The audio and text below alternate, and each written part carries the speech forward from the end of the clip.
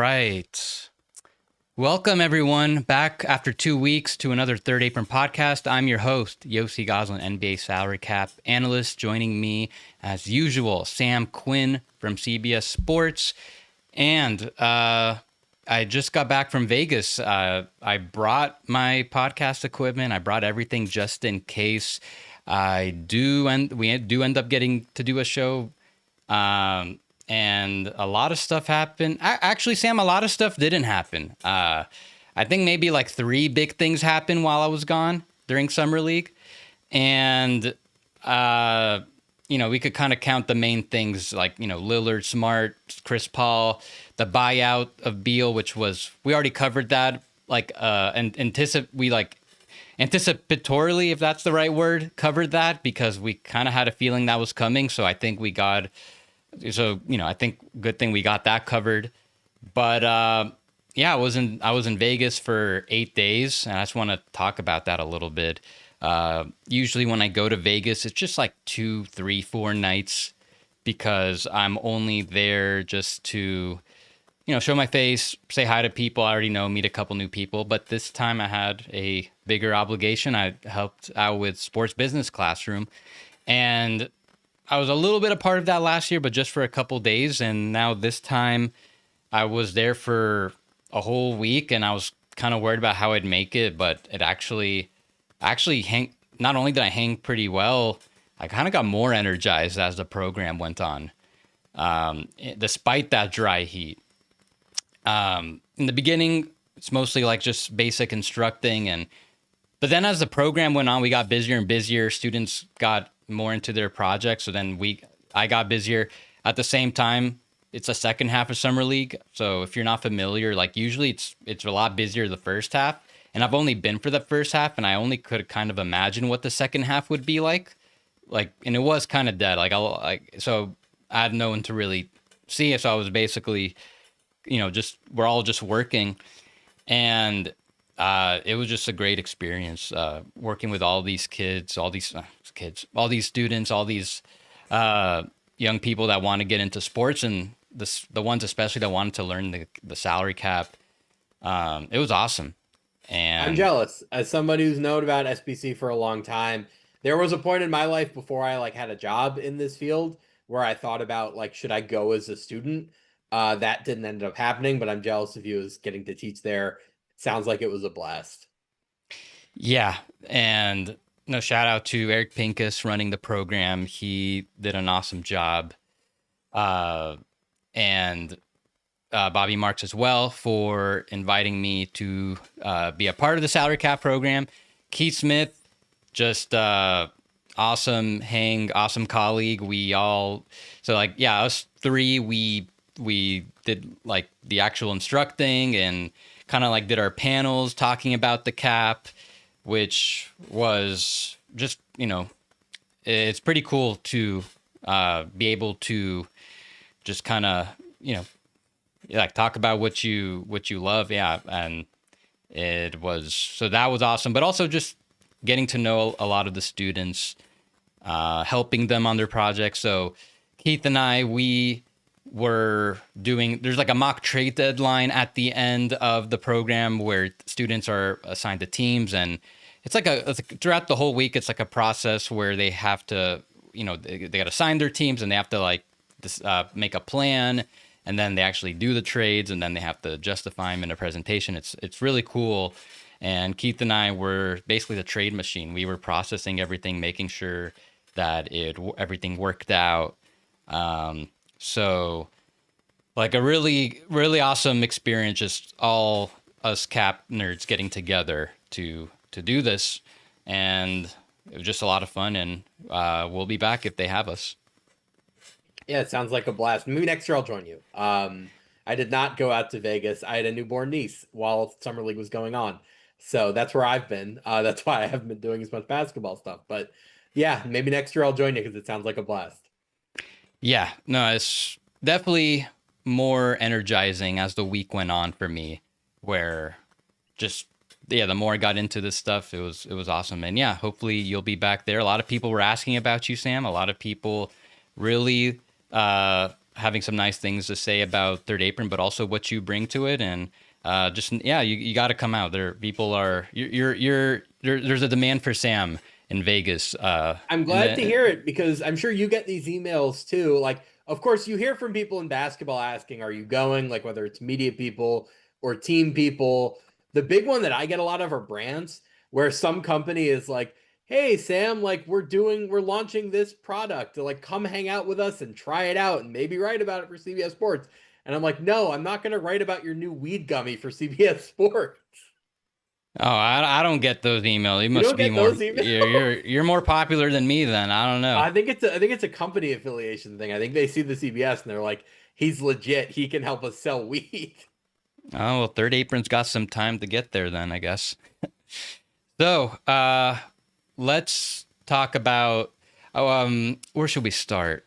I guess Damian Lillard. That was probably, I guess, the most interesting thing for just anyone who follows the NBA. It's a pretty big deal. Damian Lillard, longtime Blazer great. I I was a little surprised that he was willing to, not willing to, but that he wanted to make a decision already to join a team. But when you look at the contract, I think it's kind of too good to pass up. 4 years, $42 million. So not the Three full years, mid level. Yeah, 3 years, $42 million. Starting at the full mid level, dips a little bit, comes back up for a player option, and he got the no trade clause. So the alternative was he could have done what I kind of expected. We would just play out the year. I mean, just rehab, as in that's what I mean by playing out the year. Just rehab and just wait and kind of see what teams make some sense later, and sign with someone towards the end of the season just to start his his bird right clock, so he could get paid a little sooner. But I think just given the contract that he got and what was offered, including that no trade clause, yeah, I think it's a no brainer to take that, especially when you consider the fact he was already gonna spend time in Portland to rehab. That was reportedly like a point of discontent between Lillard and the Bucks, that he wanted to do his Achilles rehab in Portland. So now he gets to be officially a part of the Blazers organization during that process. Obviously, great for business for the Blazers. Even if he's not going to play, I think this is some goodwill for the fans. Might bring some, maybe, I don't know I suppose it'll help with engagement, getting people to come to games, even though he's not playing. But that no trade clause for Lillard, yeah, if you can get a no trade clause, that's a no brainer. But now he also has autonomy on where his next destination could potentially be. If we can talk about what the timeline will be, if he's going to play out the entire contract in Portland, if they'll actually get to a level where they could be ready to be a true playoff contender. They're hoping this year. We'll discuss that momentarily. But if things change, as in like what the biggest thing that the Blazers are hoping for out of anything, number one, is Scoot Henderson developing. And if he could reach a level where he's going to for sure start, play 30 plus minutes a night, make an impact, help them get to the play-in at the very least, then okay, maybe there is something for maybe there is a trade in the cards in the future, maybe more realistically like 2 years from now, after, or a year and a half after Lillard comes back, plays, and shows he can still be effective and just generate some interest.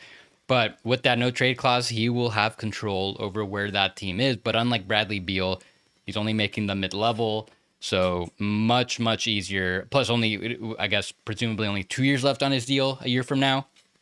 Much easier to move if you're the Blazers, and much easier to bring in if you're a team interested in him.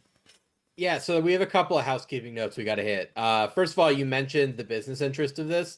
I think it's important to note that the Blazers are about to be sold. Having Damian Lillard back in the building probably helps with that. I think drafting Yang Hansen probably does as well. I don't think that was purely a business decision. I think Mike Schmitz has been pretty famously on him for several years. So I'm just saying it helps. Second, you can correct me on this. I don't have the exact numbers in front of me, but Damian Lillard is now the highest paid player in NBA history for a single season because he gets all of that Bucks money and he gets the 14 from the Blazers on top. Is there any set off? How does this work? Yeah. So Shams tweeted he's gonna make 70 million, which if you do 54 or the 50, well, how much was he originally gonna make with the Bucks? Let me just take a quick look. He was originally gonna make Mid 54. So if you want, well, now technically he's only gonna make 22 and a half with the stretch this year, plus that 14. Right, but I'm saying he gets the cash this year, right?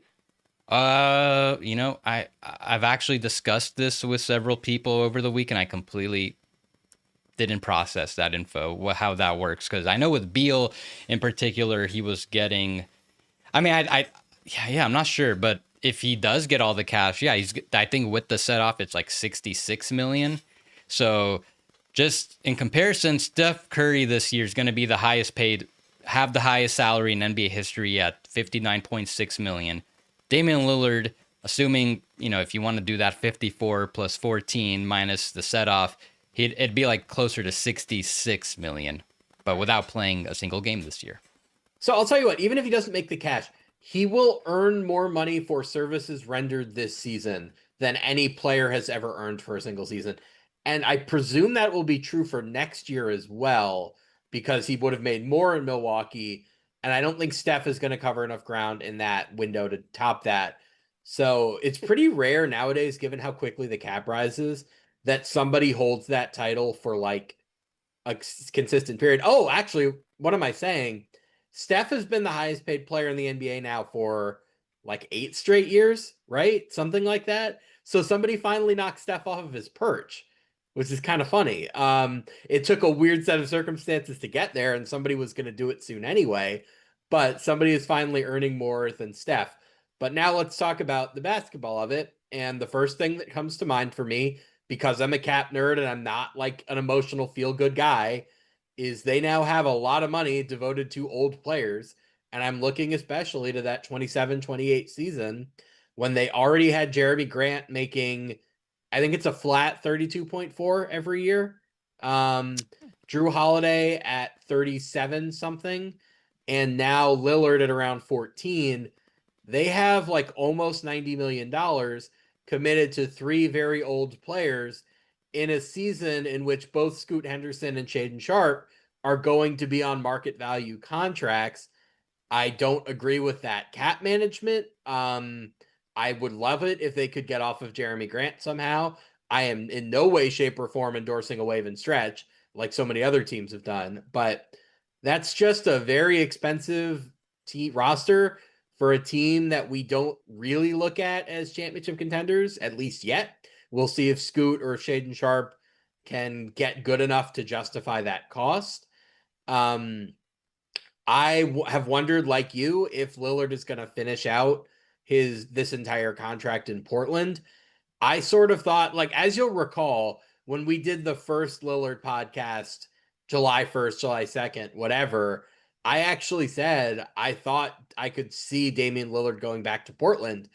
I just presumed it would be a 1-year minimum so he could go rehab there with their doctors, with their facility, and then go sign with a contender afterward.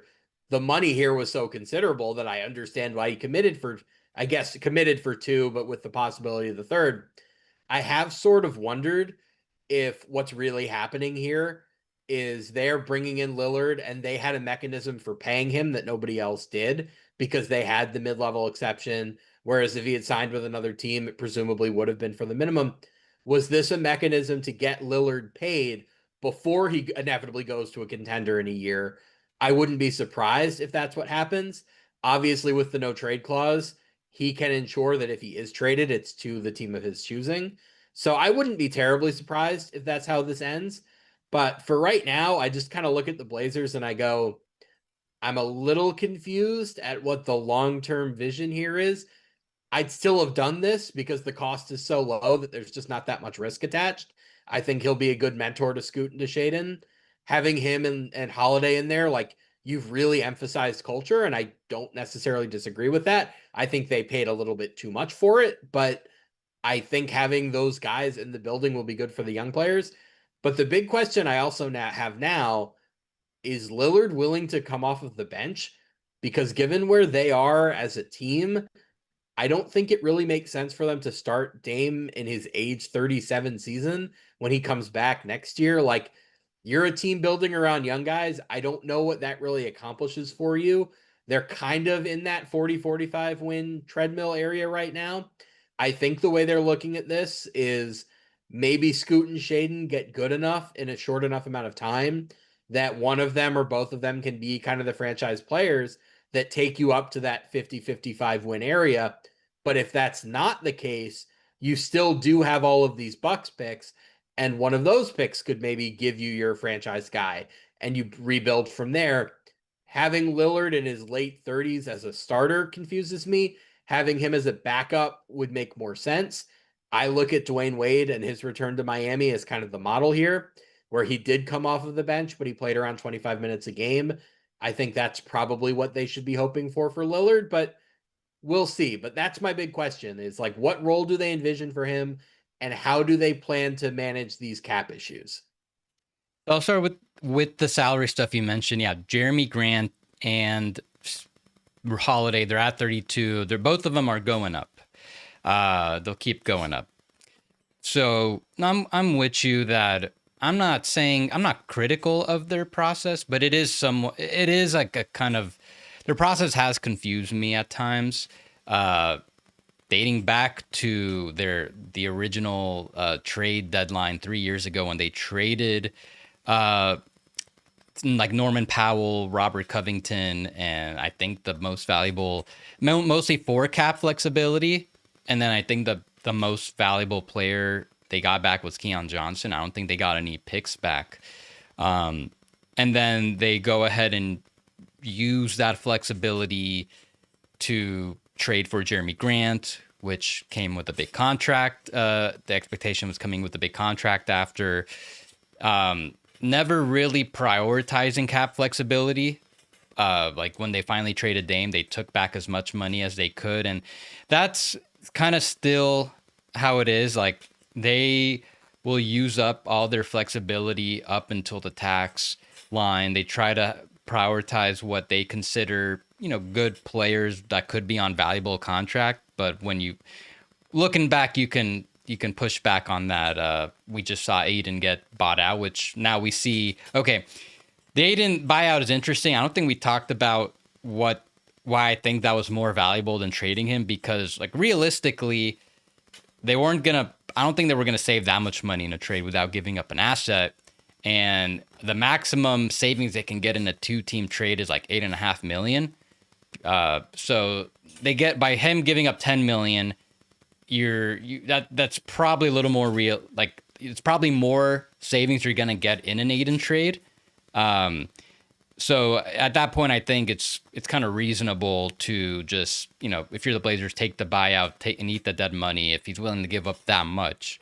And then they go ahead and use that flexibility to sign Lillard. So yeah, I'm with you that the process, like I really have never anticipated anything the Blazers have done. Other than the Jeremy Grant trade, I think that was rumored. Them drafting Young Hansoon, that came out of nowhere for a lot of people. Them getting the kind of return they did for Damian Lillard. I think trading for Denny Avdia that's worked out really well for them, but for where they were, I don't think anyone anticipated that. And them trading for Drew Holiday, I don't think anyone anticipated that. So they have on paper like a deep roster at every position, and that will especially that would probably be the case next year as well once Lillard is back and if he's doing well. But yeah, I think again, like this now, everything just comes down to Scoot at this point, because I don't think it's reasonable to expect he's going to be an all-star at this point. If he can just be a good starter, and just be a positive on both ends, I think that's like a reasonable outcome as the Blazers can hope for. It feels to me though that the trade, that fact that he got the no trade clause, feels like there is somewhat of an understanding that maybe Dame will want to get traded, maybe he'll want to be somewhere else, because especially if Scoot does pan out, and Blazers are going to prioritize him no matter what, and they got other players, presumably Sharp, and then all their other forwards, where Dame most likely, I would say, like the odds are that he's going to be a role player coming off the bench for the Blazers, in most, assuming Scoot is playing well and Shaedon is also playing well enough to continue starting.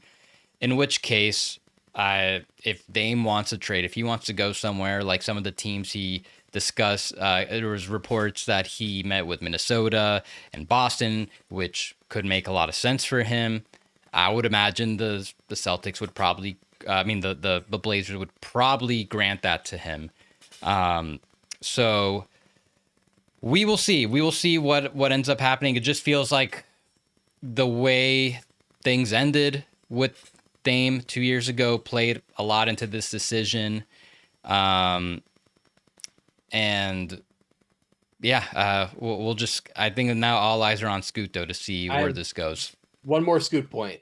I feel like we've talked a lot about the mentorship that he's going to have with Lillard and Drew in the building.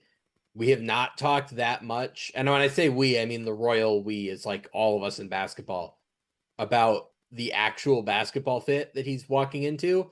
And there is not a lot of shooting on that team, which is very important because so much of his game is about speed and getting to the rim. I really hope, I know that the way they played down the stretch was all about defense, and they were like pretty successful with, as like, they might have been a top 3, top 5 defense down the stretch. I don't have that number in front of me. I hope that they are cognizant of how important Scoot's long-term development is this year, and they actually put shooting around him on the floor. They do not have that much shooting on the roster. I hope they find some more before the start of the season.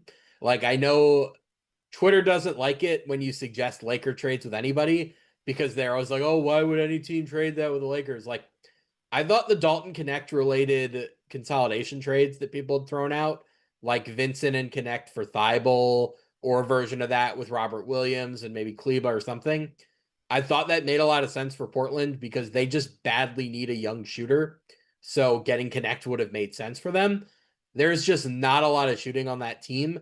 And what I would be very nervous about is you give Scoot this year-long runway as the starter, and he doesn't look good because there's no shooting around him, and you make a sort of long-term evaluation of him as a player based on that. And then when he's inevitably on his second team in 2 or 3 years, now suddenly he's somewhere where there's a little bit more space and he looks a lot better, right? Like, ironically, look at who their head coach is, Chauncey Billups. Chauncey Billups didn't pop until he got to his 4th team, I think. It was Boston, Toronto, Minnesota, no, 5th team, because Denver was in there too. And then finally gets to Detroit and he like looks like Chauncey Billups, the all-star that he would become. I would be kind of nervous about that for Portland with Scoot, unless they can get some shooting in there just to properly evaluate him. And then the other thing is, like, look, he's a rookie. I don't think he's going to monopolize the offense, but Young is somebody who's going to have the ball in his hands a lot. Like, that's why you pick him. When he's on the floor, I don't think he's really going to be somebody who's going to be like, spacing the floor for Scoot or like getting out of Scoot's way. So I do think the cultural fit that they've developed for Scoot is good. I have some skepticism about the basketball fit. I would like to see them add some more shooting just to make his life a little bit easier. No, I'm with you. I think I wouldn't be surprised if they have another slow start. These are some big adjustments going away from Simons to Holidays, like trading those minutes. They're going to be at bottom like 7 or 8 offense, right? They're going to be bad on offense, we think. And not that DeAndre Ayton was like great for them last year. He missed a lot of time.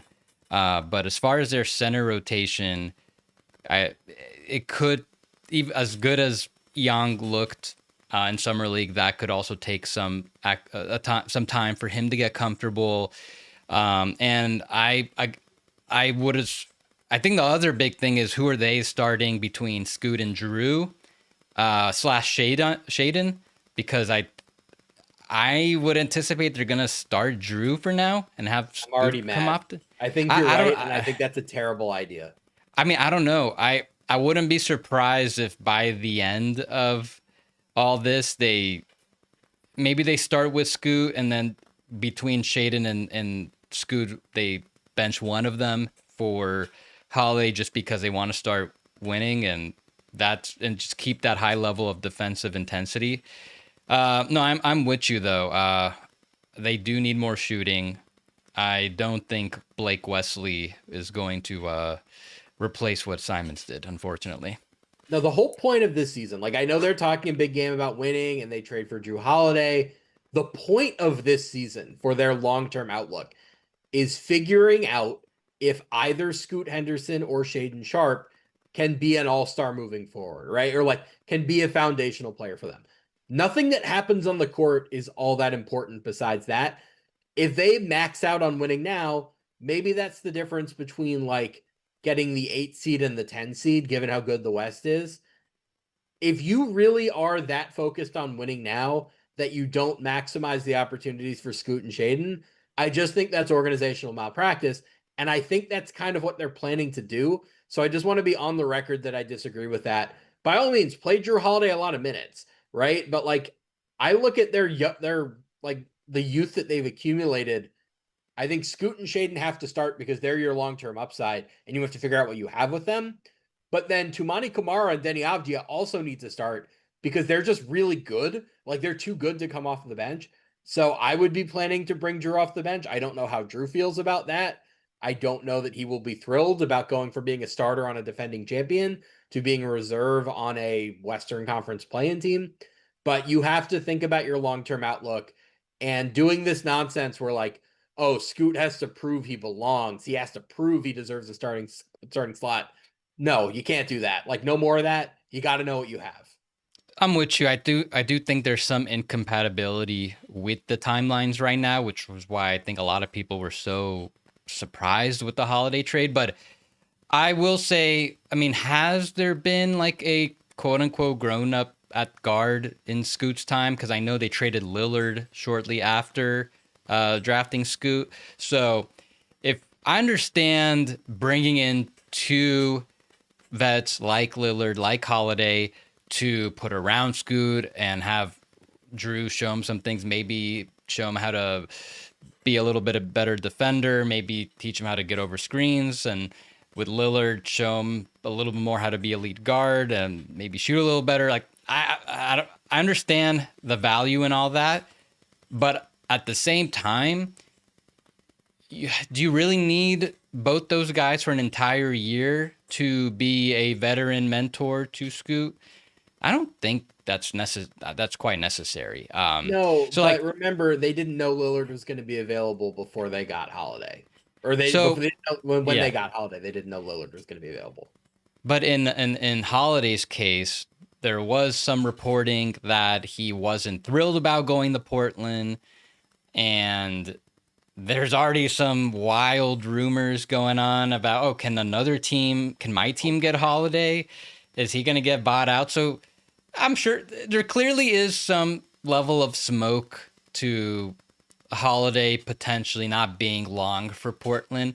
So, what if by the trade deadline, Scoot's playing so well that it doesn't really make sense to keep Holiday in a bench role? If Scoot and Sharp are playing well enough and the Blazers are like looking like they're gonna make the play in, and Holiday's not okay with this reduced role, okay, then maybe at that point trade him.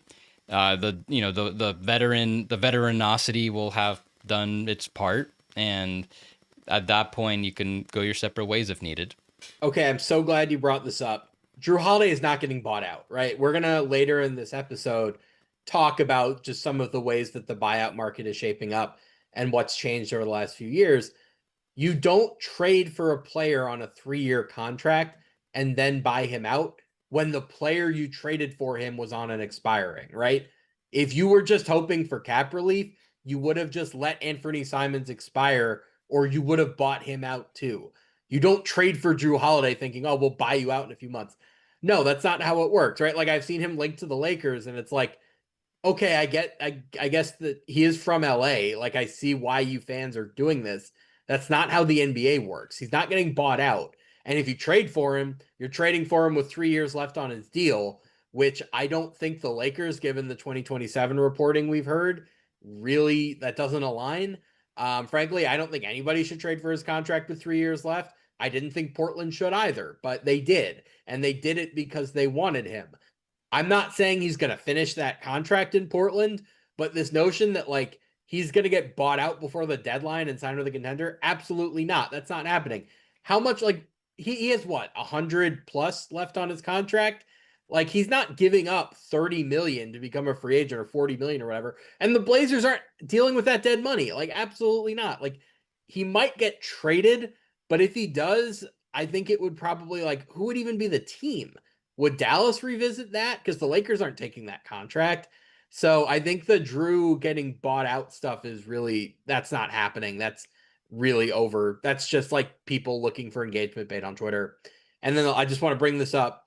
Shaden Sharp has started 92 of 184 games. So he's literally started half of his games. Scoot Henderson has started 42 out of 128, which is like a third. This year, it's got to be 82-82. Like every game you play, you start. That's my opinion. I don't care if that hurts you in the standings this season. You got to find out what you have. Yeah, it feels like with the rate of these buyouts going on with Lillard, oh, that wasn't a buyout, but with Beal recently, Aiden, as we mentioned, Marcus Smart, that, yeah, now there's like, oh, can this guy get bought out? What about this guy? He's not happy there. Yeah, Holiday's not getting bought out. He's got, you already laid it out perfectly. He's got too many years, and he's still, like, that contract is still tradable. Clearly, there are teams, and there's, like, plenty of interest where the Blazers originally had to also give up 2 second-round picks with Simons to get him. I'm sure there will be, those same teams will be interested in him if Holiday's still all right. But Marcus Smart, another player who definitely were some rumblings that he might be seeking a buyout. And the Wizards historically, not like a deep history, but under this new front office, they have not entertained buyouts. Like with Tyus Jones, for example, I don't think he seeked one, but they just kind of played out the year with him, even though he last season, 23-24, even though they didn't trade him, kept him for potential sign and trade. That didn't work out. And even last year, all these players that they brought in, Marcus Smart, Chris Middleton, who else did they bring in? McCollum now. Oh, Malcolm Brogdon. Malcolm Brogdon seemed like prime buyout candidate. They didn't trade him, and they kept him. And I think a lot of teams would have loved to have him last year ahead of a playoff run. So now we get the Wizards, this regime's first buyout. He gave back $6.8 million. So, and then also Blake Wesley also agreed to a buyout. He gave up roughly like half his salary, like $1.4 million. So Wizards showing, we don't want to entertain buyouts because, and I understand why, because it kind of hurts your negotiating position if you're just willing to, if you show other teams that you're going to just waive your player because you didn't trade him, then teams might just like not want to try to, they'll just wait till you presumably waive your guy. They won't want to trade him. But in this case, in Marcus Smart, he gave back more than his new salary with the Lakers. That's, if a player's going to approach a team, and this also goes in hand with Aiden, they approached him, hey, I would like to be waived. I'm willing to give up this much money, and it's like a lot of money, like well above the minimum, well above whatever money's available. Then I think as a team, you kind of have to, you don't have to oblige, but you have to consider being obliging. Because at that point, the players being reasonable, willing to give up a lot of money, help probably like with the Aiden buyout, maybe they were going to save more money in this smart trade than they ever could in a trade. And it's good for future. I think that's good for future negotiations with players, with agents. Yeah. If they were going to be like really, you know, dead set on never buying out like a player like Marcus Smart when he's willing to give up as much as he did, you know, agents might look at that and be like, well, what the hell? Like, why are you being? It's a little unreasonable. So now he's joining the Lakers, 2-year biannual exception. Yeah, I mean, I'll kick it off to you. What are your initial thoughts on this?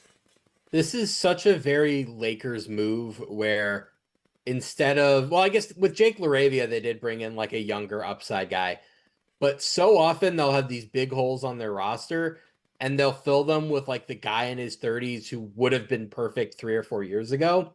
This reminds me a lot of Avery Bradley in 2020, not just because they're both former Celtics, but similar types of roles, similar types of player. Avery Bradley worked out very well in 2020.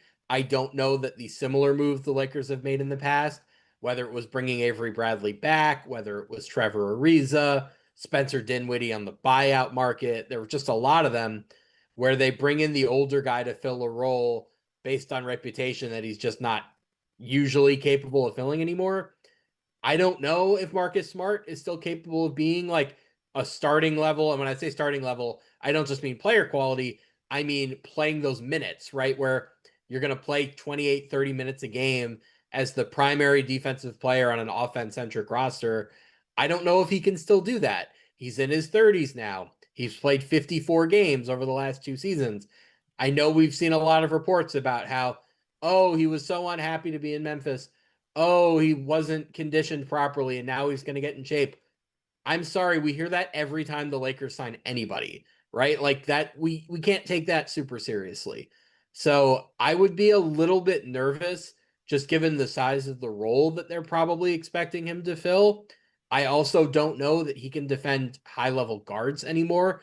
Even at his peak, Marcus Smart was always at his most valuable as a switch defender, where when he won Defensive Player of the Year, Boston switched everything and it worked because you could slide Marcus Smart onto a center if you needed to, or a four. Like he was always very, very good at defending up.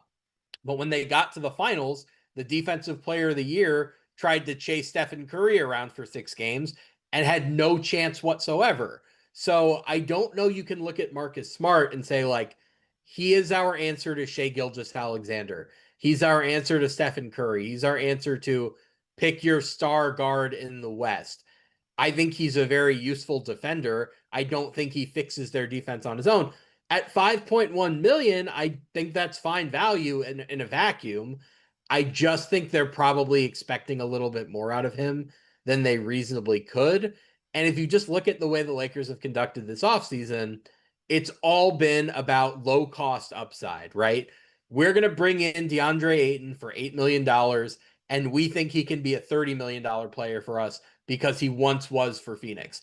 We're going to bring in Marcus Smart at $5 million, but he was just a $20 million player. We think we can recapture that value. And like, maybe they can. I think the 2020 championship team had a lot of those such cases, right? It was Dwight Howard. It was Avery Bradley. It was Rajon Rondo, guys who at one point were making a lot of money and were really, really valuable players who had fallen on hard times, and they get to the Lakers and all of a sudden they're great again.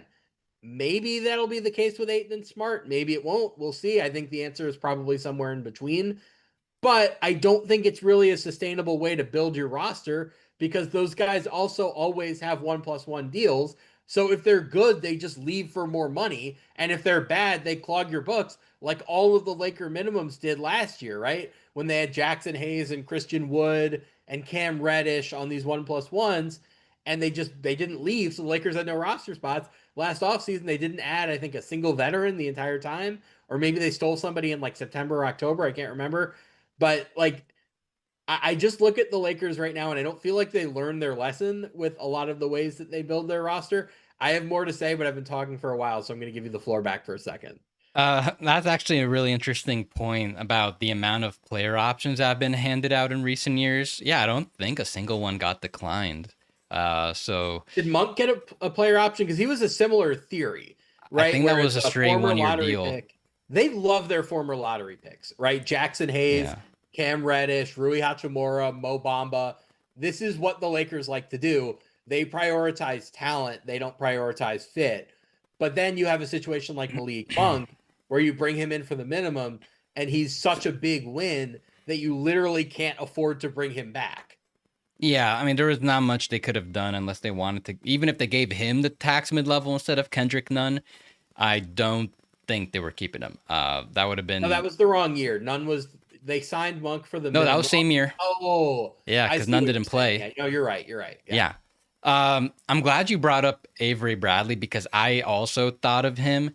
But so now that you brought it, I just did a little deeper research. Just wanted to see, okay, well, how was Avery Bradley playing right before he joined the Lakers and where was he in his career? So he was drafted in 2010. He joins the Lakers after his ninth season.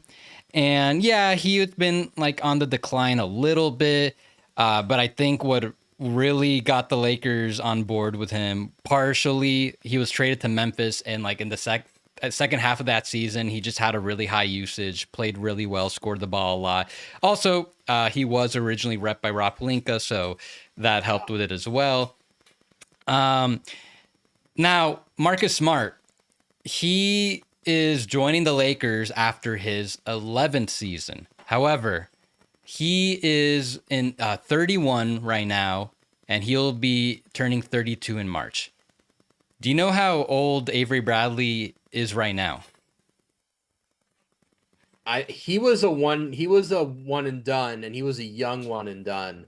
And Marcus Smart was he 2 years in college, I think. Avery So Bradley is gonna be turning 35 in a couple months. that feels so wrong to me. I Oh my God. yeah, I'm like he is deceptively young. Avery Bradley, he's only a couple years older than me, so you know this. So it's a vastly different timeline, I would say, where Marcus Smart is joining after more mileage and more injuries now. So I do think it is reason. It's okay to have more skepticism about how he's going to hold up. You brought up all these really great points about that, and I think my biggest concern is that he is. I guess he's their top defender, and I don't know how close it is. So I think a lot's going to be required from Smart. And I don't I worry about how he's going to hold up because of that. If he's going to be starting and playing up a position like he did in Memphis, and I see the report that he is working hard on conditioning, I'd have to see it. I want because as long as he plays, yeah, he's going to be a positive defender. It may have slipped a little bit, but I think he could still make a big impact. I think it's a big matter of the games played, but I also do think, to your point, yeah, a lot of what the Lakers are doing is kind of looking like in the comments. Ayal says, Lakers built somewhat of a redeemed team. A lot of guys have stuff to prove. Yeah, Marcus Smart has, since his 2022 peak when he won Defensive Player of the Year, has not reached that level. Same thing with DeAndre Ayton, has not played as well as since 3 years ago. Maxi Kleba has not been at his peak since 3 years ago. So it seems like the Lakers are kind of banking on a lot of guys to get back to a level that they may not get to, that might be gone from now. Overall, they'll still be good. The Lakers will be fine. I still feel like they're more or less in the same kind of tier they were last year. Like you got I think OKC, Denver, Houston are the true contenders, and I don't think anything the Lakers or Clippers have done has changed that in my mind. I'm with you on that. I think they're fourth or fifth or sixth, maybe with Minnesota. We'll see what Golden State does. I mean, Jared Vanderbilt's another good defender they have, but he's so offensively deficient that you can't play him in the playoffs, like, period. And he can't play with Smart either. You can't play them a minute together. That would kill your offense. The Lakers have accumulated so much ball handling that I think people are assuming they're just going to like race to the top of the league on offense and be number one with a bullet. I don't necessarily know that that's the case because they don't have that much shooting, right? At least relative to what you'd expect with their ball handling, right? Like Smart, not a great shooter. Vanderbilt, true negative shooter. Vincent, like mesh shooter. They like are actually relying on Dalton Connect to give them good minutes and to shoot like 40+% if they're going to reach their ceiling on offense. I don't know how I feel about that, especially given the defensive vulnerabilities there. I also want to talk about Jordan Goodwin. Jordan Goodwin was good for them last year, and they had to waive him to fit Smart at the biannual exception onto their cap sheet. Now, I know a lot of Laker fans have pushed back with me on this, where they said Jordan Goodwin couldn't play in the playoffs, and oh, he's only an 82 game player. We want 16 game players. You have your second best player is 41 or will be 41 this season. I would argue having 82 game players is very important for the Lakers if you don't want to be in the play-in, which I assume the Lakers don't, given their experience there in the past. Having Jordan Goodwin being like young and athletic and working hard on defense, that was pretty valuable to them. The Lakers also, it's kind of funny because they really do have a very good scouting staff. Their G League staff is very good. Joey and Jesse Buss, like they have a track record of discovering these good young players. The problem is Rob Pelinka keeps losing them, whether it's Alex Caruso or Scottie Pippen Jr. or Jay Huff. Caruso, we kind of knew what they were. Scottie Pippen Jr. and Jay Huff were in the building. The Lakers didn't know how good they were. Then they both go to Memphis and they emerge as like really good reserves at very valuable contracts that the Lakers would love to have. You're telling me the Lakers would rather have Jackson Hayes than Jay Huff? I'd much rather have Jay Huff. Jay Huff is way better than Jackson Hayes, but they let Jay Huff out of the building, and that's what happens, right? Jay Huff also 3 years of non-guaranteed minimum money. The Lakers never have contracts like that, right? They never do the hinky special. They never get the guys on the value deals unless it's somebody like Austin Reeves who's artificially capped. This has been a problem for them for a long time. They keep finding good young players and then they keep losing them before they break out. I don't know that Jordan Goodwin is going to go somewhere and be like a starter, but I think he's going to help whoever his next team is. And I think he's young enough that like you want to have guys like that in the building on multi-year deals so you can actually develop some continuity, which the Lakers never do, right? Every year, it's every year or two. It's a bunch of 1 year contracts where it's like, oh no, we're waiting for the next big star move. And they just turn over half of the roster. And look, they are the Lakers. I do think this 2027 plan, even though I don't trust the people executing it, I think they will have another star by 2027 because they're the Lakers, because they have Luka, because that's just how it works, right? I don't know who it'll be. I don't know how they'll get him, but I do trust that they will have a star in the building.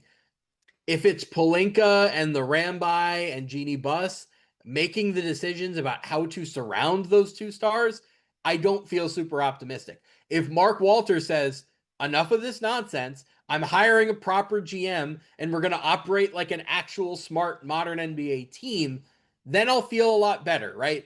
If in a year Bob Myers or maybe Masai Ujiri or maybe they throw $100 million at whoever other top general manager, like maybe Daryl Morey leaves Philly, whatever it is, then I feel a lot better about them.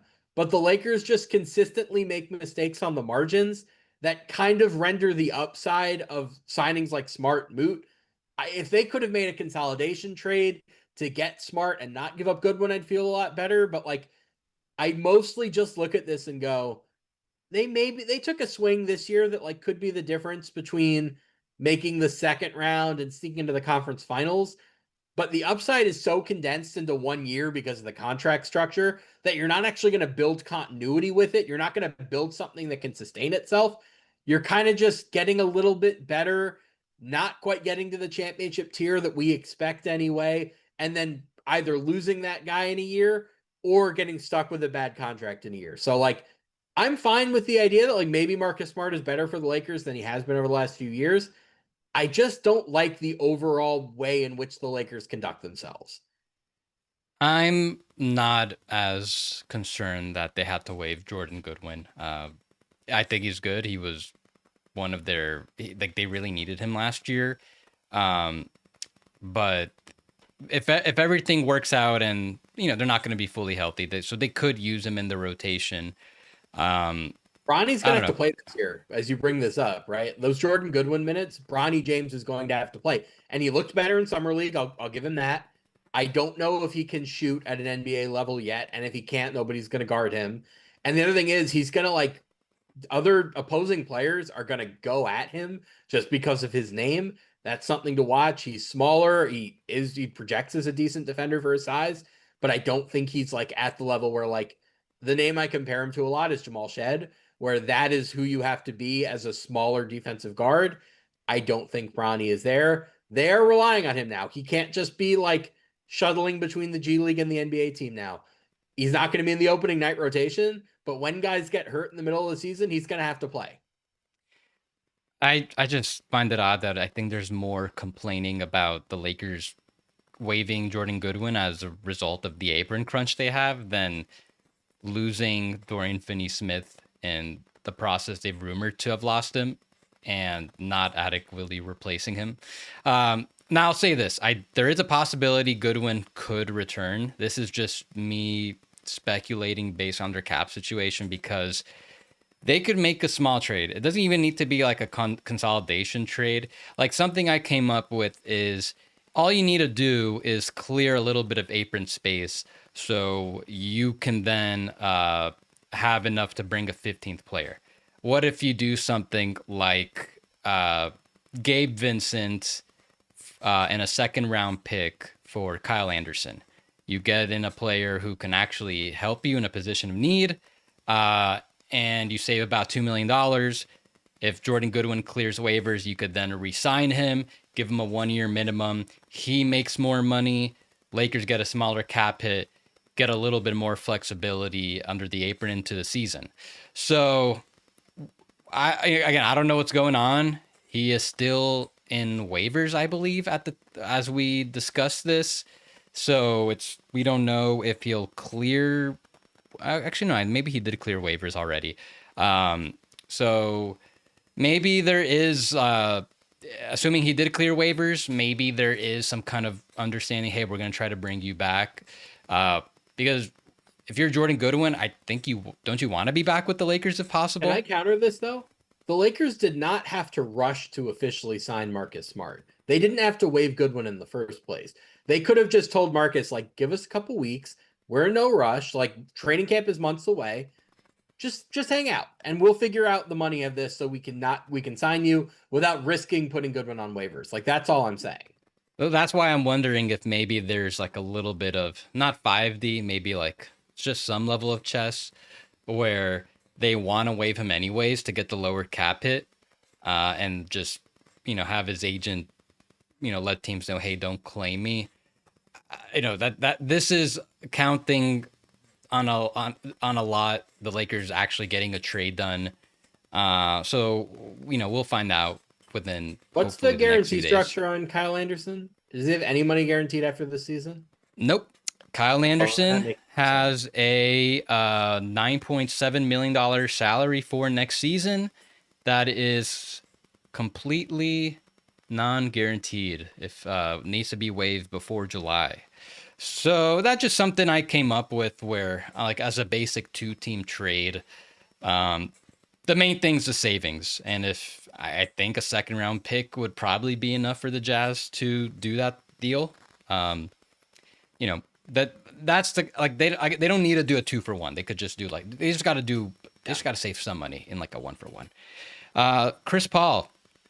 So Chris Paul, after roughly almost 3 weeks, just trying to figure out what he wants to do, returns to the Clippers. There were reports that he wants to be as close to LA as possible. Phoenix was reportedly in the mix. I guess Milwaukee tried to make a run at him, but that they, based on their subsequent moves, getting the amount of guards they did, bringing in Cole Anthony, that was not I guess he would never seriously considering them. My initial thought is that the Clippers now have a pretty old roster. I've done a little bit of research into this because I want to see, like, because once that it was pretty clear they were going to get Bradley Beal and Chris Paul, I'm like, okay, you got Brooke Lopez in there, you kept Batum. Like, how old is this roster if you're looking at the entirety of it? And is it the oldest of all time? So if you're looking at the entirety, it's not quite that old. I looked into it, like the 98 Rockets as a whole are still older. And I'm not counting two ways because obviously then you can't compare with older eras. If you do count two ways, then no team now could ever be the oldest team in NBA history. And the 2022 Lakers, like I did it by how old were the players exactly as of the start of the respective regular season. So I used like one of those date calculators. It's like your birthday versus the start of your regular season. And the 2022 Lakers were also a little older than this. But Hoops Hype did a research last year about oldest teams, but it was like mostly oldest rotation because they weighted more towards the players who actually played and contributed more, which I think has more value than looking at the entire roster. Where the 2001 Jazz, I think, are considered to have the oldest team. When you just consider like the contributions from those who actually played, it was all their older guys. This Clippers team, I haven't done the math on that because I don't know how to weigh that kind of stuff. But when you look at who's going to play, they've got like 10 vets that I mean 11, but you got like 10 vets. You got Kawhi, James Harden, John Collins, Zubats, Bogdanovich, Derek Jones, Lopez, Batum, Chris Dunn, Beal, and now Chris Paul. So you have 11 guys that are very likely to be in the rotation, at least to start the year, unless one of Yannick Niederhauser, Kobe Brown, or Cam Christie surprises and is able to play at a high level. Their youngest expected rotation player is John Collins, who's currently 28 years old. After that, it's Zubats, who's currently 29 years old, and then Chris Dunn, who's currently 31 years old. So, yeah, this has a chance to be not necessarily the oldest team, but probably maybe one of the oldest rotations. We'll see. It's one of those things we kind of need to see how things play out for the year to go through first, and then someone, maybe Hoops Hype again, can actually calculate where this rotation, compares with the '01 Jazz. Yeah, I think the depth kind of counteracts the age, right? Where you look at the 2022 Lakers and they had all of these old guys, but they only had like 3.5 good players on the team. It was like LeBron and Davis, great. Westbrook, sometimes not really. Austin Reeves was pretty good. I guess Monk. Yeah, Was Monk Monk and even on Reeves that team, or was he definitely. the year before? Yeah, Like so Monk and Reeves probably they brought the average age down. Yeah, and so, yeah, there's a lot of guys on that Lakers team who did not play. right, they just weren't good, right? Whereas these Yeah. Clippers, all 11 guys are like good enough to play. And I think the way they'll probably manage it is like one night Chris Paul might start and play 30 minutes like he did for San Antonio. And then some nights he just might not play at all. And the same will probably be true for Bogdanovich. And maybe there will be some matchups where you feel comfortable playing John Collins as the backup center. So you sit Brooke Lopez that night, right? Like, I think they'll probably like play 9 or 10 on a given night. But over the course of the season, having 11 is going to make it easier to rest guys, make sure when they get hurt, they get enough time off. Kawhi only played 37 games last year and they won 50. If you can get 50 games out of Kawhi this year and like even still load manage him pretty aggressively, that still leaves you like enough surplus given that you just turned one rotation player in Norm Powell into 4 with Collins, Lopez, Beal, and Paul, that like you can still load manage that pretty aggressively and get through the regular season. So I don't really mind their age that much given just how deep they are, how versatile they are. Like they can play big, they can play small, they can play offense centric, they can play defense centric. I just really like where they are.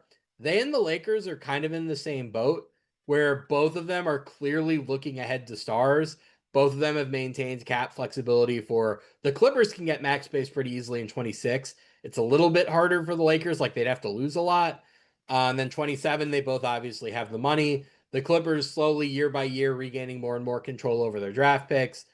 But I think the Clippers have just built a better and deeper team in the present, given this model where they're both just waiting for stars. So I think they're probably, in my opinion, the fourth best team in the West. I like where they are. I have no real complaints. I just like what they've done. Yeah, I just bring up the H stuff more as a point of interest. I don't think they'll be bad or as disappointing as the 2022 Lakers by any means. This is still a good team. I just feel like when you look at some of these teams historically, they're just maybe their ceiling is capped at a certain point. Some of these teams I mentioned, they might have missed the playoffs, all right, but also just not. They go to the first round, and that's kind of it. I could see this team winning a first round series if things break right, if they're healthy enough, because that's going to be the biggest thing, health. And I'm sure with the amount of depth they have, they will monitor that and get ahead of it. But yeah, as far as like a playoff viability, I might be lower on them. I mentioned who I think the top three teams are with OKC, Houston, Denver, no particular order. Then Minnesota. I've it's weird how with me, I don't know about you, Minnesota, I just still need to wait and see every year, even though they keep proving themselves again and again, because it's small things like, well, is Mike Conley still going to have it? Which in that case, if he doesn't, is Rob Dillingham ready? And or how much of last year will Gobert and Randall keep this up? But then they have Anthony Edwards, who managed to get even better despite getting a lot more attention on him. And I anticipate still has a couple more levels to go. So I think Minnesota's still like in kind of its own tier above the Lakers and Clippers. I would think I feel more comfortable that the Clippers should win more regular season games if the Lakers and Clippers matched up in the playoff series. Despite how down I've been on the Lakers, I think I'd pick them over the Clippers just based on I don't know how the Clippers are going to stop Luka. So they'll be a good team for sure. Maybe they win a playoff series. I'm just still not quite inspired enough. It feels like still going to be more so the same result as last year. It's like, okay, you played above expectations. You gave this really good team a run for their money.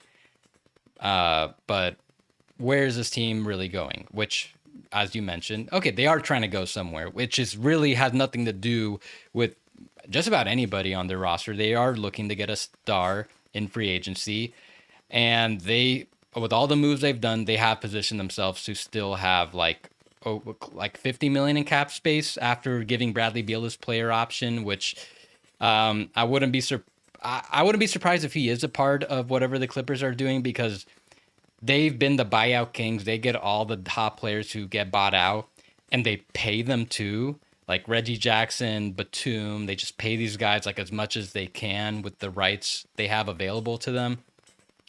And with Bradley Beal, I think part of why a veteran like Bradley Beal would want to go to the Clippers is because he's seen that the Clippers have paid these guys as long as they've played pretty well. So I could see him being a long-term part of what they're doing.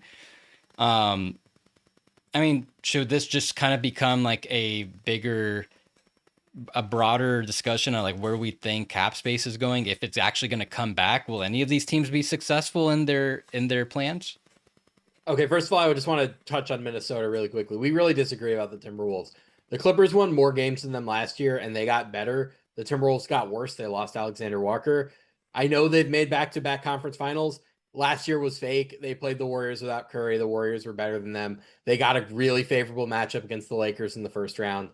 I would maybe cool my Jets on Minnesota a little bit. I cooled it in the sense that I don't consider them a true top contender, like in the top tier. I said like I always got to wait and see with them. But even though, yeah, you make some good points. You can really pick apart their path last year, but still they still made it far. So you never know. As far as the cap space things go, I'm watching a few things. What kind of extension does Luka sign? Now, I have said if I were Luka, I would wait and see, and I just wouldn't extend. That's not me saying I would leave the Lakers if I were Luka. I would just say, like, I want to see, like, do I trust you guys? What is the vision? Like, just prove it. But okay, like he might, or he's expected, I would say, to resign. I'm going to watch the structure of that very, very closely, because right now, Nikola Jokic and Giannis Antetokounmpo are both slated for free agency in 2027. I think if Luka is looking at what gives him the best chance of winning a title, the first thing would be going to San Antonio in 2026, but it doesn't look like that's going to happen.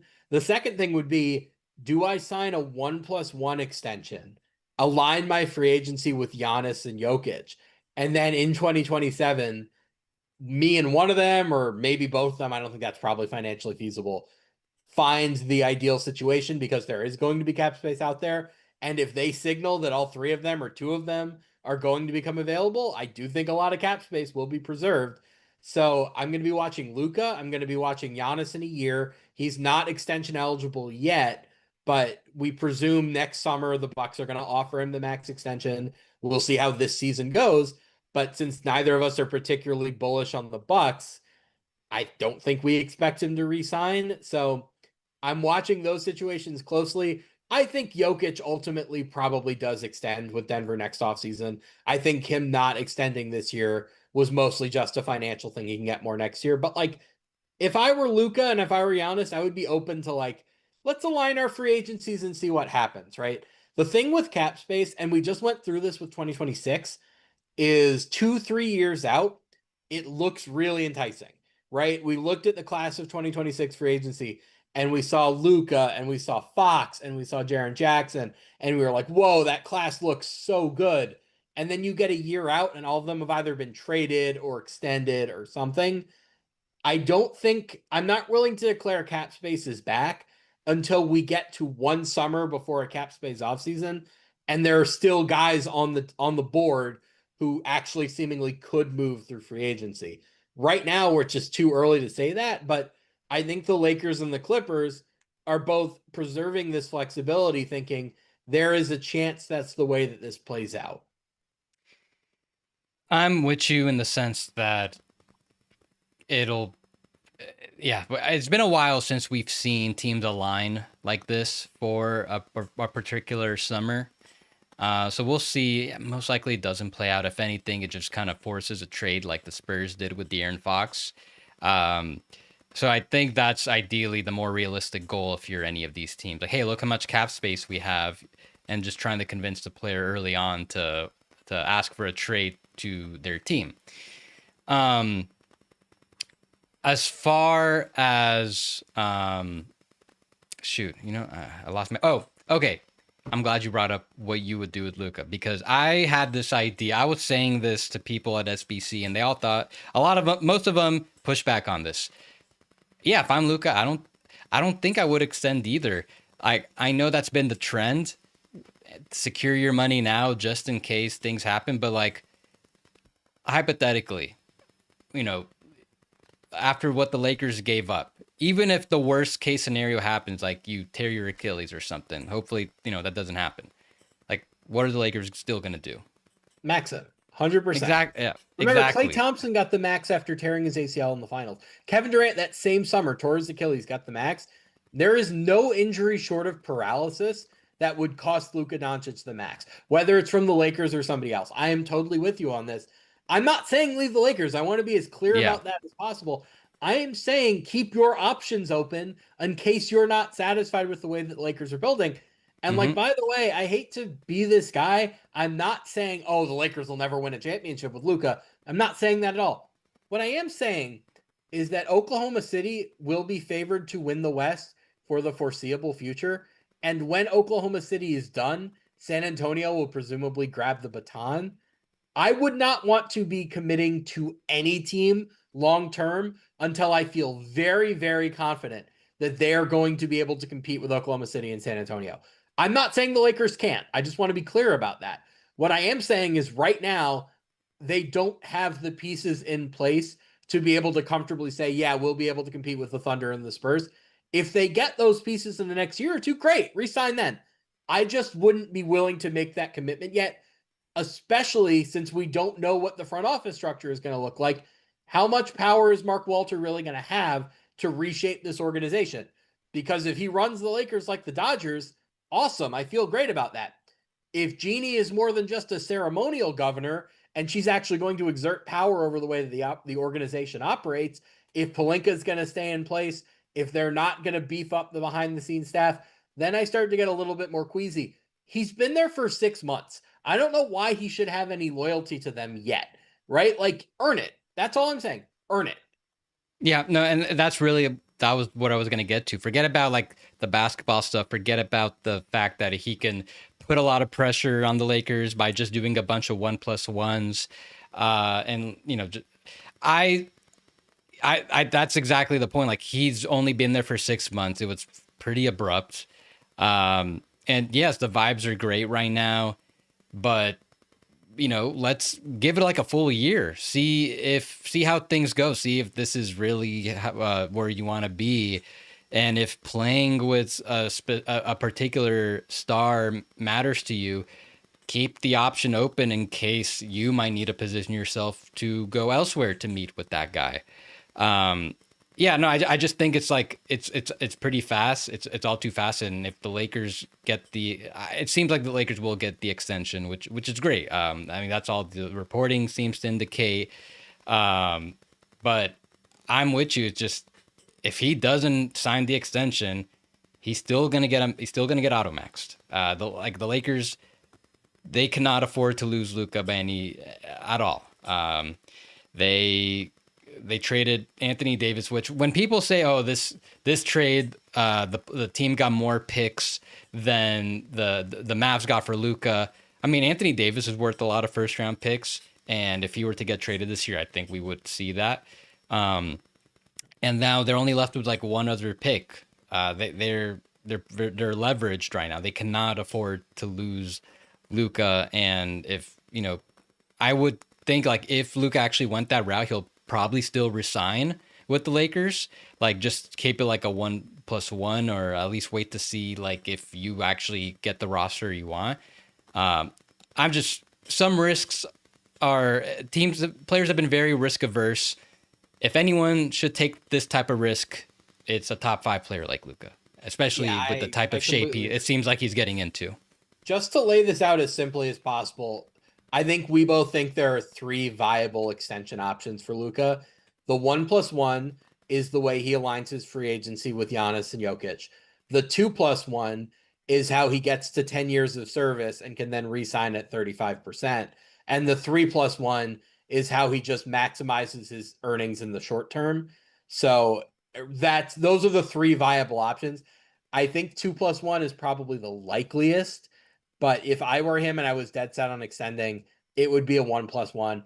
And that, to me, is like tantamount to not actually extending. That's just saying, like, I'm giving you guys a little bit of time. I'm giving you a chance, but I'm not going to like blindly commit my entire prime to you after being here for 6 months. And remember, he didn't choose to go there. It happened in the dead of night. He got traded there. Like, this is not a situation like De'Aaron Fox, who forced his way to San Antonio. And now we presume that when he becomes eligible, he'll sign a 4-year deal at either the max or close to it.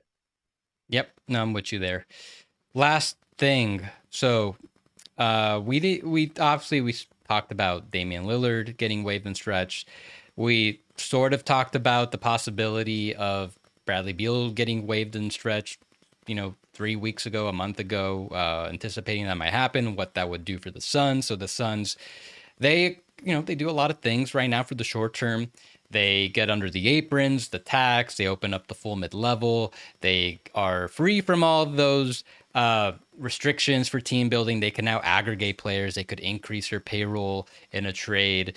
And they are on pace to getting their 2032 pick unfrozen in a couple of years, and now their 2033 pick likely won't be frozen. They're 100% trading that 33 pick at the earliest convenience, and I cannot wait to laugh at them for it. Yeah, so they're opening up the possibility of them trading, having 1 first-round pick to trade next year, that 2023, or maybe they turn that into like 3 crappy ones again and see what they can do with that. But I haven't seen too much discussion on this. Now, what I'm calling max stretches. We've never seen teams utilize the stretch provision to its fullest extent. Teams can only use up to 15% of the salary cap to have stretched money. So essentially, like, what is stretch money? If the player was stretched, whatever that dollar amount is, count towards that 15%.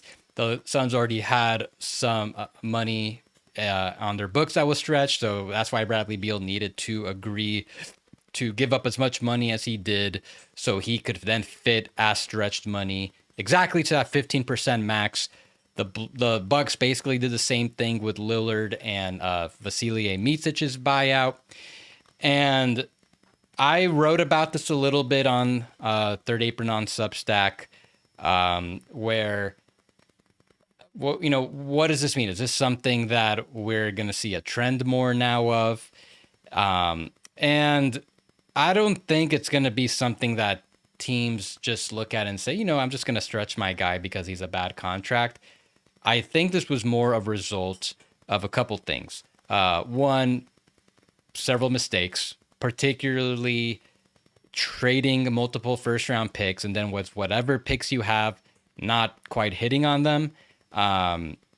Just not hitting on youth in general as much that you should. And then just having several bad contracts on your books. And when you have that combination of things, this was something maybe we could have seen coming 3-4 years ago once we saw this wave of teams trading all their first round picks, everything they can to maximize their present. What happens when a team runs out of moves to make? Well, we're seeing them now utilize the stretch provision as a ways to get out of this financial hell they're in, and just extend their window a little bit just to stay as relevant for even a few more years while they have to ride out this timeline of being in a draft pick hole. I think we have to have two separate conversations here. The first is about the wave and stretch guys.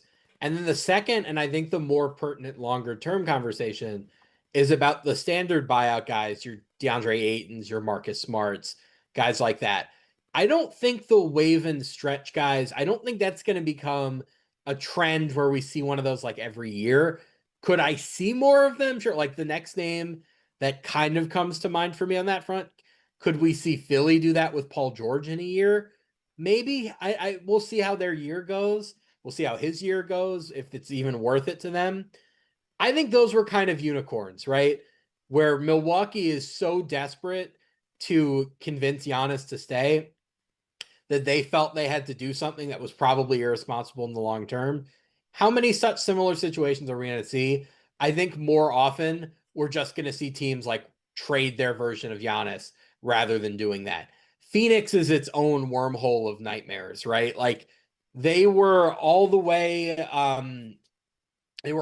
over the second apron for a team that was in the lottery, and they just probably looked at this and said, we are not willing to pay the tax and deal with the frozen picks and the limitations to roster building.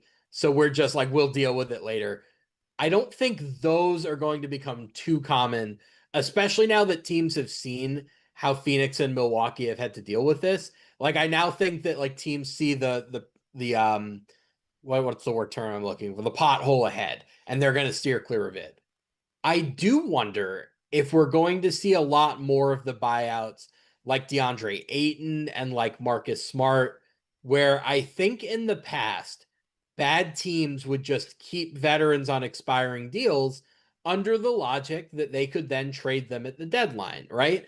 Oh, if this guy is good for us, somebody will give us a good pick at the deadline to get him. I think now what they've recognized is that there's just kind of no extraneous salary around the league to trade with, except for more bad contracts, right? Where like, let's say Marcus Smart had an awesome first 3-4 months with the Wizards. He looked like his old self. Could they have traded him for a bad first round pick at the 2026 deadline? Maybe, but it probably would have been attached to like a multi-year contract at 20 plus million a year that they didn't want to deal with. Now I just don't think it's as feasible to make those like veteran on expiring contract trades at the deadline. So teams have kind of recognized, even though we're stuck with this dead money, it probably is more valuable to us to just get savings back on a buyout now rather than hoping we can trade the guy later. I think the current CBA is just so punitive that like Portland could not have opened up the mid-level for Damian Lillard if they'd had DeAndre Ayton on their roster. but he gave them enough back that they could do that and still duck the tax. I just think now savings are the name of the game more than like, oh, let's maximize our return on a possible trade. Let's leave ourselves enough optionality at the deadline to do this. And I think players have recognized too that it makes more sense for them to be like notably DeAndre Ayton and Marcus Smart gave up more money to their teams in buyouts than they got from the Lakers, right? Marcus Smart gets 5.1 million from the Lakers, gives up 6.8 to the Wizards. DeAndre Ayton gives up 10 million to the Blazers, gets 8 from the Lakers. Yeah. I Beal think also. the reason they've done that is that they've recognized that they'll have a better chance of cashing in as free agents next year if they go to a good team that can maximize them in the present in ways that the Blazers and the Wizards weren't going to be able to. So to them, it's like we're giving up a little bit of short-term cash so that we can get this longer-term upside. Oh, and on top of that, we can add a player option because why not? Because the Lakers will give one to anybody.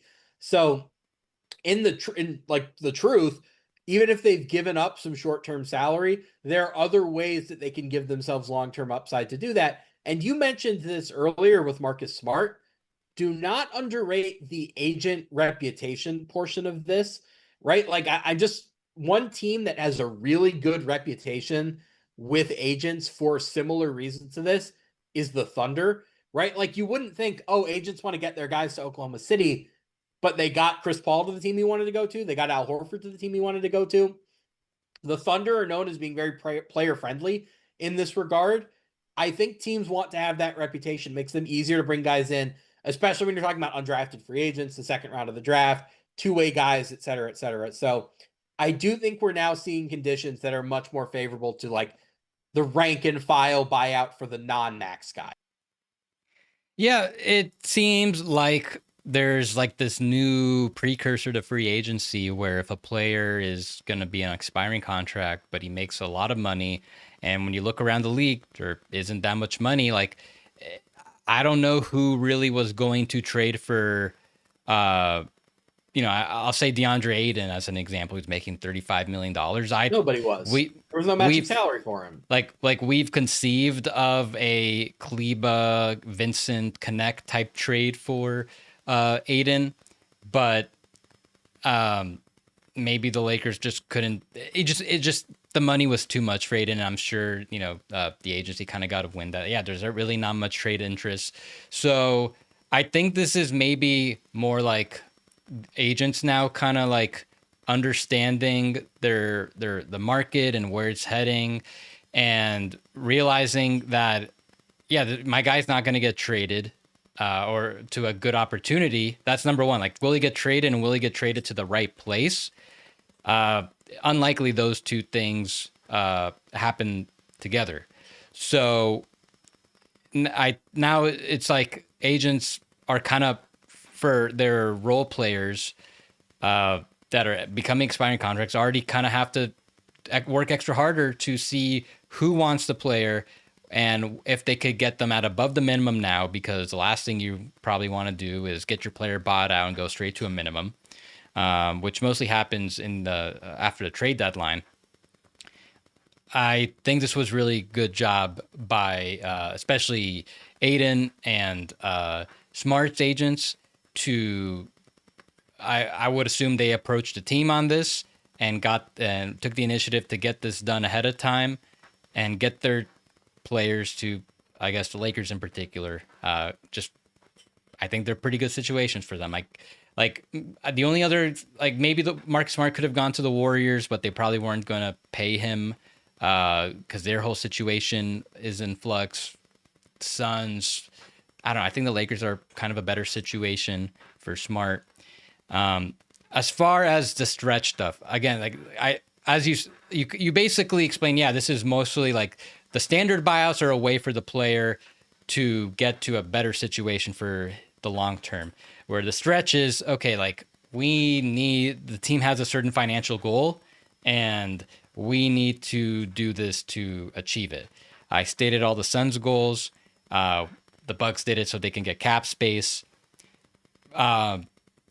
So I look around the league. Who has that combination of factors I mentioned? Like a lot of bad contracts, no picks to trade, very few upside players. Not quite as dire as the Bucks and Suns, where I think this team has a lot of high upside players. But in terms of like the financial component, I do look at the Sixers as a team that potentially, with that Joel Embiid contract that has 4 years left, that Paul George contract has 3 years left. What are the odds that both of those players, forget about just one, that both of those players are available enough and reach at least like 75% of the value of their respective contracts? It's relatively low. I can't see them stretching Embiid because he has too many years left, right? I think he has 4 guaranteed yet, and there might even be a player option on top. I don't know, but like you're not stretching a guy and paying him over 9 years. You're not doing that over Mm-hmm. 7 years. I think Yeah. the 2 years, which turns into 5, is probably the limit for a very expensive guy that any team is willing to take. So, like a situation right now, if your cap sheet's up, Quentin Grimes isn't signed, so we don't know for sure what Philly's situation is going to look like. But right now, they have $20 million below the luxury tax. Yeah. Say you I don't mean to cut you Grimes, off, but I'll preface. I should have said like definitely not now, like at least right? a We're year talking from about now. next. I'm talking about next year to be clear, for Okay, the cool. 26-27 season. They have around $20 million in luxury tax room. Let's say they sign Grimes, and then with minimums, you're like hovering around the tax. Is there any part of them that's like, we could waive and stretch Paul George and duck the tax and also open up the non-tax mid-level? And could we do better with that than having Paul George? I think that's a little short-sighted. It'll depend on a million factors, but like, could I see an outcome where that makes sense? Maybe. I also think Paul George is a big enough cap number and a big enough name. If you can just get him to his expiring number in 27, 28, now you have a $50 million expiring for a team in Philly that has a fair number of draft picks to trade. That's a contract that I think makes sense to hold on to because you can use him to flip for like whatever your next big acquisition is. But all of this is going to be so circumstantial. Bradley Beal had a no trade clause. Nobody ever has a no trade clause. Damian Lillard had a torn Achilles. If Damian Lillard was healthy, they would not have chosen Miles Turner over him, right? These are kind of unique circumstances that Paul George is at this moment not replicating. So I think the like $50 million guys getting waived in stretch, it's unlikely. Could we maybe see it for guys making 20 or 30 or something like that? Yeah, depending on the circumstances, I could see it. But I think Beal and Lillard are pretty unique, and I wouldn't expect to see more guys like that. I I bring up the Sixers just to show I don't think first of all there's gonna be like a trend, a wave of more players getting stretched like this. But I just bring up the Sixers because I think they're probably the closest team to qualifying for being in that position to do it next. I mean, this is more so, I think, a referendum on the 35% max and the types of players who've been getting it. With Damian Lillard getting his max, like he got it in 2022, and yeah, in 2022, if he was a free agent, I think he is deserving of getting a 35% max at that time. But he signed this extension with 3 years left on his contract, so there's an expectation that a belief that he's going to hold this up in 3 years, and he kind of already started slipping a little bit these past 2 years, while he was finishing out the rest of his original contract. This is why I don't like the Devin Booker extension. Same thing. It's just like, what are you getting ahead of extending this guy this early? Bradley Beal getting this 35% max contract. And now you've got Embiid and Paul George they're on their 35% max deals. These guys got stretched because they just can't be moved. And even if now Lillard, his situation was different with the torn Achilles, but at the same time, I was struggling to identify teams that were gonna trade for Lillard if he made it, if he stayed healthy. I was already thinking like before the Bucks got eliminated, like who wants Lillard right now? Because the Lakers, that would have been a team that makes sense. Well, they have Luka now. They're not getting him. The Heat, I don't think that makes sense anymore with the way Hero's playing. Like I think I'd rather just have Hero at half the amount. He's younger. I already struggled to find like trades for Lillard had he made it healthy. And if Embiid and Paul George cannot get back to the level they need to, or at least close, I already don't think they're going to be movable. That's the thing. So that's where the Sixers might have to consider doing that if they miss the playoffs again and they have a lot of restrictions. And so that's, I just use them as an example of the type of team I could see them doing it next. I'm going to push back on you Otherwise, around the league, I don't really see anyone approaching Suns or Bucks levels of this. The big difference is that Phoenix or Philadelphia has like a real young core where it's really about Maxey, Edgecombe, McCain. It's not really about Embiid and George anymore. I don't think you want to put dead money on your books in years where you're going to be building around those guys. So I think they'd rather just ride it out and let that happen. I agree with you. I just want to say I agree with you just philosophically. Like, I'm pretty anti-stretch. I don't think I wouldn't have done either of what the Suns or Bucks did. But I'm just saying that just based on how the league operates, yes, you have all these young players, but they're kind of running out of flexibility. And if they can't move one of those guys, break them up, save some money off, break those contracts up, save some money off them, they might end up resorting to it. I still wouldn't resort to it, but they might. What would you say if I told you I'd already figured out the Paul George trade? I feel like you've already given me like 5 Paul George trades on this podcast. I have it. This is what I think is going to happen. I think Michael Porter Jr. is going to have a good year in Brooklyn, and I think he is then going to get swapped for Paul George, where Philly will give the Nets a pick to save $10 million and then save the last year on the deal. It'll be a lot like the Cam Johnson trade all over again, where Brooklyn will continue to just eat more money and get more assets to get more and more expensive, not bad players, but like aging, declining players. So I think Michael Porter Jr. for Paul George is where this ends. The Devin Booker extension you mentioned, that was a press release. It's kind of funny. It's a very expensive press release. It's a $150 million press release. But they did that to kind of signal stability and be like, no, trust us, fans. We're on the right track. Our guy believes in us. And I would not have paid $150 million for that press release, but that's what they did. I think ultimately it's always going to come down to what are you accomplishing with that extra cap flexibility, right? For Milwaukee, it was very direct. We are turning Damian Lillard into Miles Turner. I think they would rather have a healthy Damian Lillard than Miles Turner. So if Damian Lillard had been healthy, they just wouldn't have done that. For Phoenix, it was we are ducking the tax. Some teams actually, that's a little bit more plausible, right? Some teams actually are going to try to duck the tax in the aprons that way. But they're going to try to do it through a trade first, and Beal's no trade clause made that impossible. So again, I'm not dismissing this entirely. I just think it takes a really unique set of circumstances for it to happen. Yeah. But again, I just think with 35% max players, I think it just increases the likelihood that they might just resort to that. So I just bring them up as a team I think is like the closest one to doing something like this. I'm not even looking into what that would look like a year from now if a buyout would be required. I don't think it would be if they want to go that route. But yeah, I think we're in agreement. What would Paul George get on the open market right now? Out of curiosity, what do you think? You mean like if he started free agency? Like if he was a free agent on whatever it was, June 30th, like what do you think he was worth?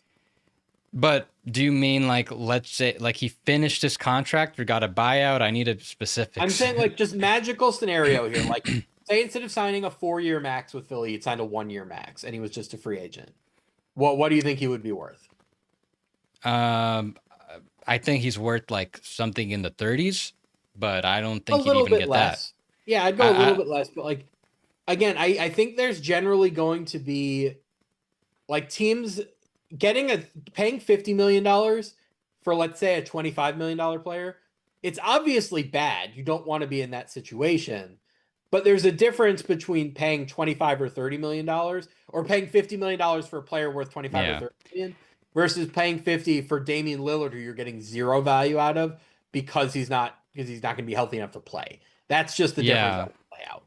I would guess he would have gotten signed and traded to a team like maybe the Rockets had they not gotten Durant. No, he would have gone to Golden. But how you can't? I don't think they couldn't really fit that with Jimmy and Curry. Not Kuminga. No, I haven't looked at it closely enough. Then the first Apron hard cap it'd be too much. Maybe the Suns. He'd probably go to a sign and trade with the Suns. The Suns, they do their Beal buyout, wave and stretch, and then they sign and trade like Dylan Brooks for him. I don't know. I think that would be the scenario, the most likely scenario. All right. That was a good 90 minutes, Sam. Thank you for joining me again. You got anything you want to talk about before we close this? Just read cbssports.com. I have less stuff now than I had a month ago because we're starting to get into the doldrums here. I've got some stuff coming up though. I ranked every front office on Monday. That's still out and about. Go read that. Maybe we'll do a stream and we'll talk about that. I am working right now on my ranking every traded draft pick story. I do it every offseason. That'll come in the next week or two. But other than that, yeah, just read cbssports.com. All my stuff goes up there. And follow Sam on Twitter at SamQuinnCBS. Thanks, everyone, for joining. Thanks for everyone for supporting Third Apron during the lead up to the off season. It's been a lot of fun doing all this. Make sure to subscribe to YouTube, Third Apron, wherever you get podcasts, the Substack as well, and follow me at Yossi Gals on Twitter and Blue Sky, just for instant salary cap analysis whenever any move happens.